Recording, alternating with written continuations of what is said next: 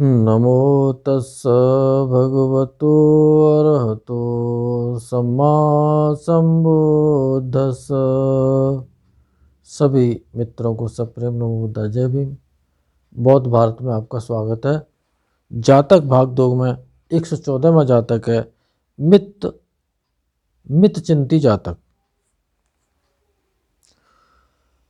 बहुचिंती अपचिंती चाति इदं सत्था जैतवनो विहरन्तो। इस तरह ये जातक शुरू हुआ है और हिंदी में इसका अर्थ है, यह गाथा शास्ता ने जैतवन में विहार करते समय 2 वृद्ध स्थविरों के विषय में कही। कोई 2 बूढ़े भिक्षु जो कि लंबे टाइम से रहे होंगे, उन्हीं को स्थविर कहते थे, उनके बारे में कही थी। वर्तमान कथा उन्होंने एक जनपद के जंगल में, एक कोई जनपद जिला, उसके जंगल में वर्षा काल बिताकर, वर्षावास के जो महीने होते हैं 4 महीने, उन्हें बिताकर शास्ता के दर्शन के लिए जाएंगे। रास्ते के लिए आवश्यक सामग्री तैयार कर आज जाते हैं कल जाते हैं करते करते 1 मास बिता दिए। फिर दूसरी बार भी सामग्री तैयार की और उसी प्रकार अपने आलस्य और निवास स्थान से मोह होने के कारण धीरे धीरे करके 3 महीने बिता दिए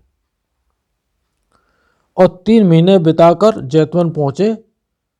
अपने योग्य स्थान पर पात्र चीवर रख बुद्ध के दर्शन जाएंगे, बुद्ध के दर्शनार्थ जाएंगे। भिक्षुओं ने पूछा, आयुष्मानो, आप बुद्ध की सेवा में बहुत दिन के बाद उपस्थित हुए हैं, इतनी देर क्यों हुई? उन्होंने कारण बताए।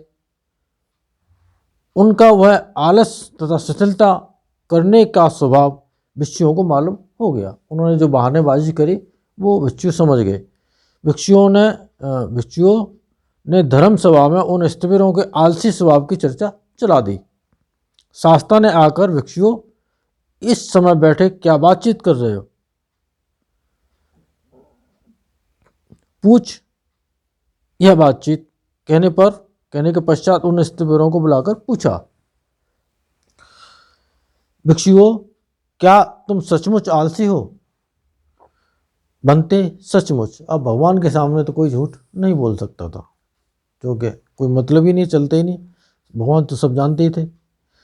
भिक्षुओं, न केवल इसी समय आलसी हो, पूर्व जन्म में भी आलसी ही थे और निवास स्थान के प्रति मोह था। क्या पूर्व जन्म की कथा कही।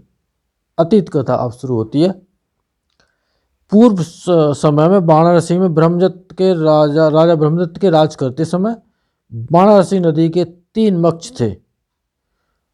उनके नाम थे बहुचिंती, अल्पचिंती और मितचिंती। वे जंगल से बस्ती के पास आ गए।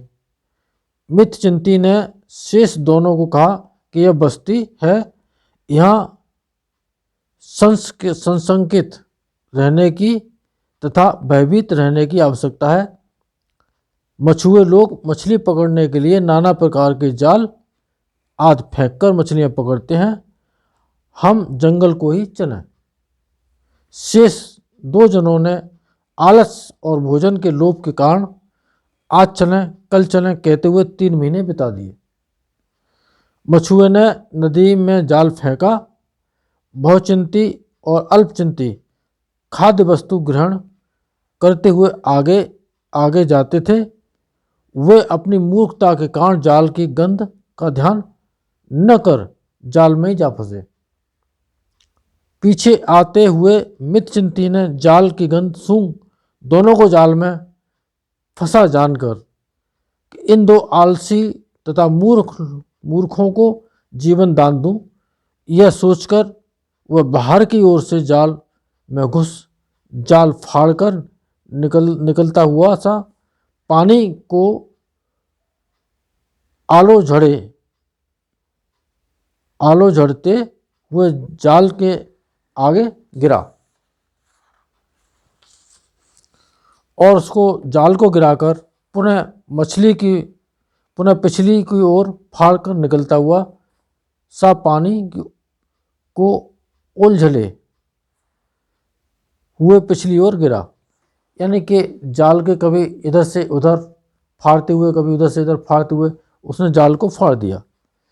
मछुओं ने यह समझकर कि मच्छ जाल फाड़ निकल गए, जाल के दोनों सिरों को खोल फेंक दिया।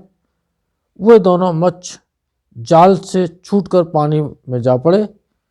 इस प्रकार मितविंती के उपाय से उन दोनों को जीवन लाभ हुआ।